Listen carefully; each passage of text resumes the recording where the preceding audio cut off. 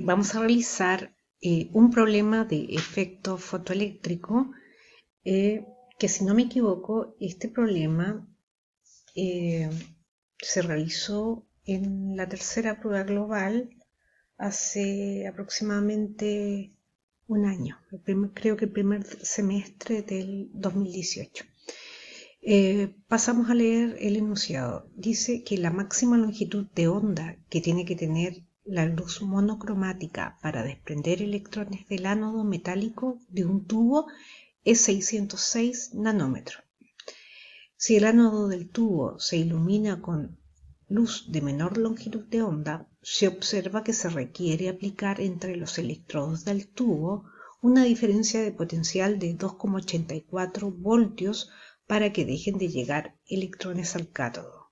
Calcular, apartado A, la longitud de onda en nanómetros de la luz que iluminó el ánodo, y en el apartado B nos piden que si la fuente ahora cambia por otra que emite con una longitud de onda mayor que la anterior de 800 nanómetros, nos piden determinar en electronvoltios la función trabajo del metal del ánodo y la energía cinética máxima de los electrones desprendidos. Bueno, vamos a pasar a explicar la solución de este problema. Acá tenemos el montaje experimental, donde tenemos que hay un tubo donde hay vacío en su interior, se ilumina con luz de 600, no nos dicen que sean 606, nos dicen que la longitud de onda de corte, que es la longitud de onda máxima, ¿ya? Que corresponde justamente a la frecuencia umbral. Tenemos que esta longitud de onda de corte es igual a 606 nanómetros.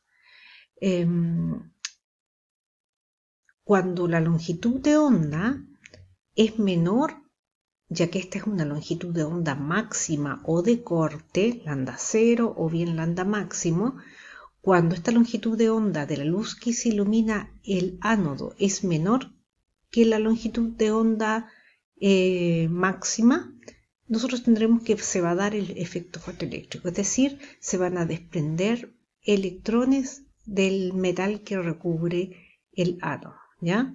Si esa longitud de onda es mayor, no se va a dar simplemente el efecto fotoeléctrico, ¿ya? Para que se dé, por tanto, tiene que ser necesariamente menor. Nos están dando además la información del voltaje de frenado, del potencial de frenado, que ese se define conceptualmente como la diferencia de potencial que tiene que existir entre estos dos electrodos para que los electrones justo se detengan en el cátodo, ¿ya? Por tanto, para esa definición, aplicando el principio de conservación de la energía, tenemos que la energía cinética máxima viene dado por la carga del electrón, por el voltaje de frenado o diferencia de potencial para que justo los electrones se detengan, ¿ya? Entonces, vamos a aplicar esa definición de energía cinética máxima en función del voltaje de frenado y vamos a aplicar la definición de la función trabajo del metal, que como tenemos la longitud de onda máxima o longitud de onda de corte, podemos calcular esa función trabajo como la constante de Planck por la frecuencia umbral. Y la frecuencia umbral viene dado por la rapidez de la luz dividido por la longitud de onda máxima, ¿ya? Entonces, ¿qué tenemos?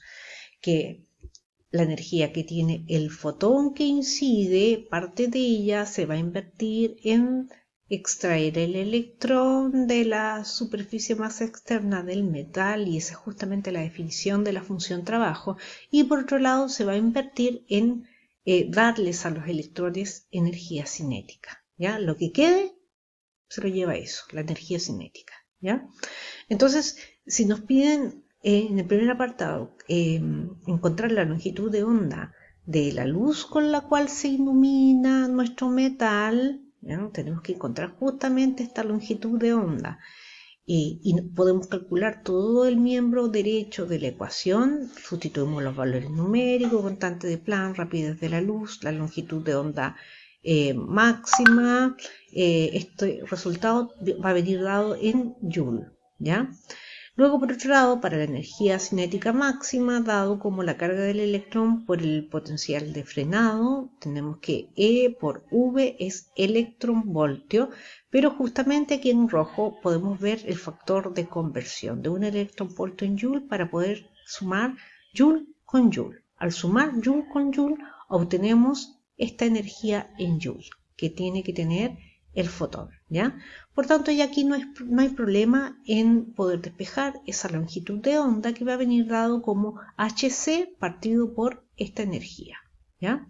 Sustituimos h, c, la energía del fotón, obtenemos el cociente en metros y pasamos al final a nanómetros. Recuerden que el factor de conversión entre un nanómetro y metro es un nanómetro 10 a la 9 metros, con lo cual nos da 254 nanómetros, ¿ya? Esta luz con la cual se ilumina el ánodo no podríamos verla, ¿no? Porque está fuera del espectro visible, ¿no? Recuerden que el espectro visible está en torno a los 350 nanómetros hasta los 650 nanómetros.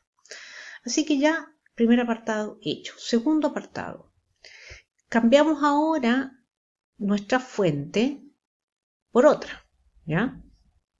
Esta otra fuente va a iluminar con una longitud de onda mayor, ¿ya? Mayor a la que iluminaba, que calculamos previamente, que eran los 254,19 nanómetros. Ahora cambia a 800 nanómetros, ¿ya? Vemos que 800 nanómetros es superior a los 606 nanómetros, que era la longitud de onda máxima. Por tanto, si es mayor, el efecto fotoeléctrico no se va a dar, ¿ya? Si no se da el efecto fotoeléctrico, no tiene sentido preguntar por la energía cinética. No va a haber energía cinética porque la energía ni siquiera alcanza como para desprender a los electrones del metal, ¿ya? Ahora también nos preguntan por la función trabajo, y esta pregunta es un poco capciosa porque esa función trabajo no depende de la frecuencia de la luz con la cual se ilumina el metal, sino que tan solo depende de la naturaleza del metal, es decir, de su estructura atómica, ¿ya? Por tanto, antes habíamos definido y la habíamos calculado acá, en este término de aquí, ¿eh? Si me siguen el puntero, esta es la función trabajo como hc partido por la longitud de onda máxima del metal, calculamos, nos da en Joule, la pasamos a electronvolt y esto nos da 2,05, me faltó colocar la unidad que queda es el electronvoltio. Como les dije anteriormente, esta función trabajo es independiente de la longitud de onda de la luz con la cual se ilumine, tan solo depende de la naturaleza del metal, ¿ya? Así que como ven, estos problemas son bastante sencillos. Lo que sí hay que tener en cuenta asuntos conceptuales, saber diferenciar bien y distinguir entre frecuencia o longitud de onda de la luz que incide al metal y distinguir entre el concepto de longitud de onda de corte o longitud de onda máxima y frecuencia de corte del mismo metal, ¿ya? Hemos dado por finalizado el problema.